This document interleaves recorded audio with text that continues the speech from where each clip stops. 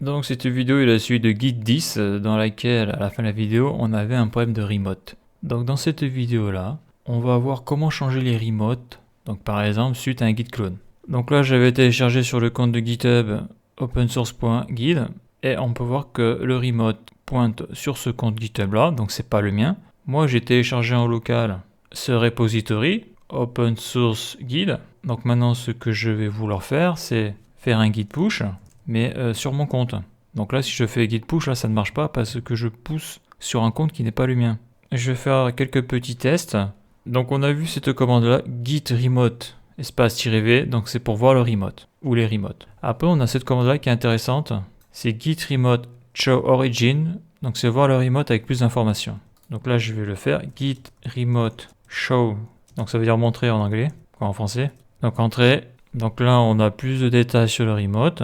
Donc on avait vu dans les vidéos précédentes que lorsque l'on veut mettre un remote sur un dossier, sur un dépôt local qui n'en a pas, donc quand on fait un git init, ce genre de choses, donc ça on l'a vu dans les vidéos précédentes, il faut faire git remote add origin et l'URL du remote sur GitHub. Donc je fais un CTRL-C, c'est ce que je vais faire un CTRL-V. Donc là il m'a copié le dollar, donc c'est pas bon, donc je vais faire git remote add, donc add c'est ajouter, donc origin, ça va être le remote origin, et là il me faut l'URL. Donc l'URL je vais aller la créer.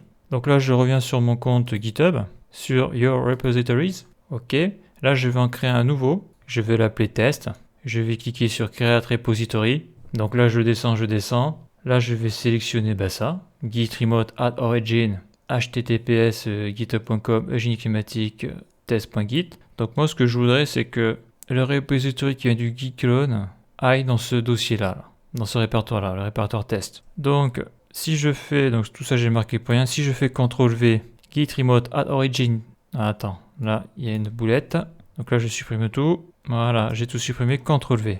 Donc git remote add origin, et le remote origin aura celui-là là. Donc si je fais entrer, donc là on a un cas classique, hein, quand on débute sur Git et GitHub, il me dit que, donc fatal c'est pas bon hein, sur Git, hein. Ça veut dire qu'il y a une erreur, le remote origin already exists. Donc bien sûr si je fais remote-v, donc c'est pas remote-v, c'est git remote-v, il va me dire qu'il y a déjà des remotes, mais c'est pas les miens, ils pointent pas sur le bon compte GitHub. Donc là on va voir comment on change ces deux remotes, parce que ceux ils sont pas bons. Donc il y a une commande pour ça, et c'est vrai que quand tu la connais pas, tu galères. Donc pour changer ton remote, il faut faire git remote set-url origin, plus, là je vais le marquer, l'URL du nouveau remote bien sûr.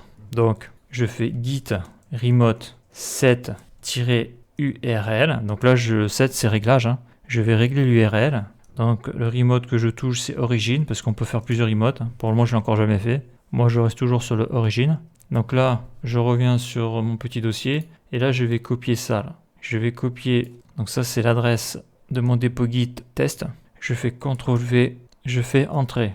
Donc là on va voir si le remote a bien été modifié. Donc je fais git remote-v. Donc là j'ai pas eu d'erreur, donc ça a dû être bon. Et donc là on voit la magie là. Là on voit que les remotes maintenant pointent sur mon compte GitHub et sur le repository test. Alors qu'avant ils pointaient sur le compte de GitHub même et le repository open source guide git. Donc maintenant je vais pouvoir faire un git status. Donc là vu que j'ai pas touché à ces fichiers là, le dernier commit c'est GitHub qui l'a fait sur son compte à lui. Donc là ce que je vais faire directement c'est un git push. Et donc là pour le moment si je fais actualiser, eh bien le repository test est vide. Grâce au git push je vais pousser tout le code source que j'ai actuellement sur mon dépôt local, sur mon dépôt GitHub, sur mon dépôt distant. Donc je fais entrer. Et donc là, c'est en train de pousser. Donc là, on voit que c'est beaucoup plus long, hein. On voit que y a un peu plus de fichiers, hein. Donc voilà, donc ça va quand même assez vite. Donc là, il vient de finir. Voilà, là, il a fini. Donc si je fais git status, si je fais git remote v, c'est toujours la même chose. Et si je fais git log, donc là, je suis sur ce commit là. Donc là, il m'a viré le master, il m'a mis main à la place. Et là, le dernier qui a fait un commit, c'est Mike, le 30 octobre. Et en plus, là, il a fait un merge. Ok, donc là, je suis sur mon compte GitHub, j'actualise. Et là, la magie est opérée. Donc là, j'ai le code source. J'ai un clone du repository qui était sur l'autre compte GitHub. Parce que là, on le voit, on est chez moi ici. Là. Donc E-génie climatique. Là, je clique dessus, test.